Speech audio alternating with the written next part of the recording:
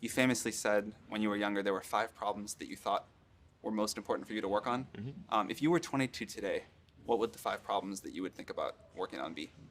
Well, first of all, I think if somebody is doing something that is useful to the rest of society, I think that's a good thing. Like, it doesn't have to change the world. Like, you know, if you're doing something that has high value to people, and frankly, even if it's something, if it's like just a little game, or the some improvement in photo sharing or something, if it has a small amount of good for a large number of people, that's, I mean, I think that's fine. Like, stuff doesn't need to be changed the world just to be good.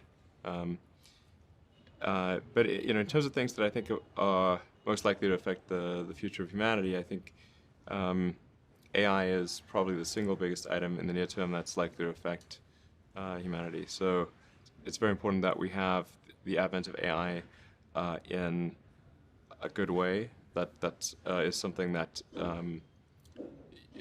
if you could look into the crystal ball and see the future, you would like that outcome, because it is something that could go wrong, as we've talked about many times, and so we really need to make sure it goes right.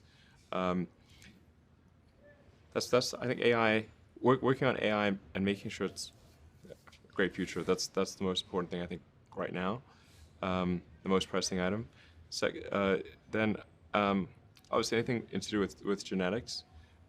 If you can actually solve genetic diseases, if you can prevent dementia or Alzheimer's or something like that, with genetic reprogramming, that would be wonderful. So I think there's genetics. It might be the sort of second most important item. I think having a high bandwidth interface to the brain, like we're currently bandwidth limited. We have a digital tertiary self in the form of our email capabilities, like computers, phones, applications. We're effectively superhuman, but we're extremely bandwidth constrained in that interface between the cortex and your sort of that tertiary digital form of yourself. And helping solve that bandwidth constraint would be, I think, very important for the future as well.